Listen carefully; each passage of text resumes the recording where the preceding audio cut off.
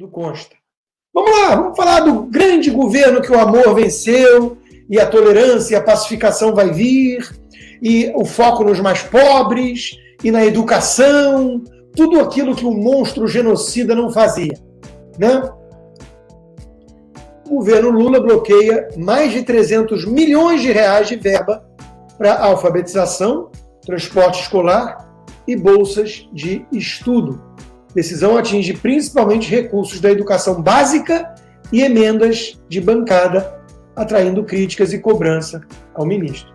Antes, no governo do monstro genocida, nós tínhamos uma figura que é um lorde e em termos de educação, um super preparo técnico acadêmico, que é o Carlos Nadalim, na Secretaria de Alfabetização, levando ciência de ponta do que existe de mais avançado nos países que têm boas notas no PISA para o Brasil. O PT acabou com a secretaria dele e está cortando verba e não vimos um ai da Tabata Amaral. Ela está ocupada demais com o caso Zambelli e hackers para falar do corte de 330 milhões de reais de verba para a educação do governo do PAPS, do papai querido dela, daquele que ela fez o L para lascar de vez com a vida do povo.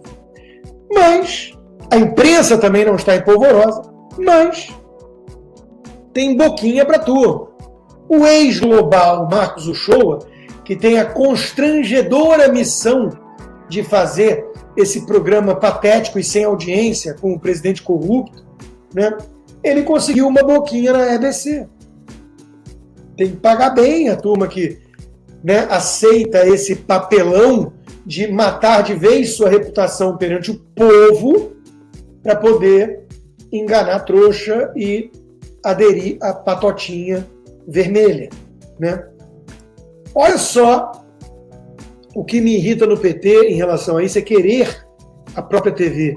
Olha só o que a imprensa faz com o PT. A mídia adversativa. A mesma que falava a economia melhorou, mas a estimativa do especialista de várzea que eu escutei diz que em 5 anos pode piorar. Era a manchete do Globo, da CNN, quando o governo era Bolsonaro. Olha o que eles fazem hoje. O desemprego é alto, mas está baixo. O cenário econômico não é desastroso, mas também não é muito positivo. Bancos projetam que o Brasil vai fechar 2003 em recessão, mas isso pode não ser o fim do mundo. Lula acertou sobre o BNDES, apesar de ter errado. Eles começam a não falar coisa com coisa. Talvez seja de maneira deliberada, né? Porque quando você vai quebrando a confiança das pessoas na razão, quando você vai criando paralaxe cognitiva, o efeito é isso. Todo mundo fica tão perplexo. Hã? É bom, mas é ruim? Errou, mas acertou? As pessoas ficam atordoadas. O que é o intuito dessa mídia prostituída. Tem que ter boquinha para todo mundo. Então, o Zé Rainha, bandidinho, marginal, que invade propriedade e cobra resgate, extorsão, ele admite que pediu voto para Sâmia Bonfim. A ex-mulher dele é empregada no gabinete da Sâmia Bonfim. Então, meus amigos, tá tudo ligado nesse teatrinho que finge que o MST brigou entre si, que o MST briga com o PT. Tudo teatrinho patético. Estão todos eles unidos e querendo promover a pirataria do nosso país, a pilhagem da coisa pública. Então, a Sâmia Bonfim agradece o jornalista Reinaldo Azevedo, autor de País dos Petralhas, não só satisfeito com o 1, o 2 também, pelo texto e publicação do pronunciamento dela. Quer dizer, hoje o Reinaldo Azevedo é uma espécie de assessor informal de imprensa da comunista Sâmia Bonfim, que emprega a ex-mulher do vagabundo criminoso do MST. Aliás, o próprio Reinaldo Azevedo, que demonizava o MST, hoje elogia e entrevista ícones do MST. Vocês entendem o grau de prostituição da coisa toda? De promiscuidade da coisa toda? Agora, Se você for falar, calma, Samia Bonfim, está muito nervosa, come um hambúrguer, isso é gordofobia. Deputada vítima de gordofobia, diz o jornal o Globo. Na CPI do MST vai denunciar caso a PGR. É violência de gênero. Não abaixo a cabeça. Ninguém mandou ela abaixar a cabeça. Mandaram ela abrir a boca para comer um hambúrguer e ficar mais calma. Ela cansa de postar uns hambúrgueres enormes, que ela ama esse troço. Se ela ama esse troço, imagine-se que, se ela está muito nervosa, faz um lanche. Chill. Come aí um hambúrguer, depois volta a falar sobre o assunto. Né? Virou gordofobia agora, dizer que gordo que publica que ama junk food, se você oferecer o junk food para ele, isso é gordofobia. Brincadeira. Mas calma, vai dar tudo certo. Para o povo, para os mais pobres. Vai dar tudo certo. O lucro da Petrobras caiu pela metade.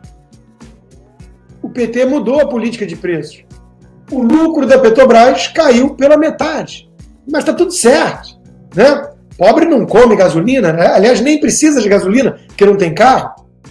Tudo bem que ele usa transporte que precisa de gasolina ou derivados, mas isso é uma outra discussão mais elaborada para o nível PT. Né? A Petrobras voltou a ser instrumento de uma quadrilha e de populismo, demagogia, politicagem. E começam já a aparecer os efeitos. Como, por exemplo, a demissão em massa. Petrobras corta 76% dos empregos no Nordeste. Seria isso preconceito? E diz que redução é parte do plano estratégico. O estudo aponta que a queda das vagas ofertadas pela estatal na região nos últimos 9 anos se deve porque ela concentra a operação no Sudeste. É preconceito contra nordestino? É? Gente, isso não é legal. Ou é porque as atividades não estão bem? Então, meus amigos, está aí o resultado. O petismo precisa ferrar com a alfabetização para criar uma máquina de analfabetos que fala, nós come o peixe, nós pega o peixe, e o professor da vida fala assim, está correto, perfeitamente, depende do ponto de vista, tudo é relativo. E aí esse cara vai lá depois e acredita que o PT vai fazer chover picanha. E na prática ele toma um desemprego na Petrobras do Nordeste. A esquerda chafurda na miséria e na ignorância. O petismo precisa de um povo pobre e ignorante como a planta precisa do sol. Não vive sem. E o PT é isso, né? O juiz quebra sigilo bancário de ex-assessor do senador vampiro, Humberto Costa, por suspeita de fraudes no leite. Se o Alckmin era acusado de esquema em merenda, né? O que é desviar recursos de leite? É a cara do PT. E como eles sabem que tudo vai piorar na economia, eles precisam dos bodes expiatórios. Então eles ficam demonizando o Roberto Campos Neto. O Comitê de Política Monetária vai lá e reduz em 0,5 ponto a taxa básica Selic. E mesmo assim a equipe vai lá e diz assim, ele só apoiou isso por medo e pressão.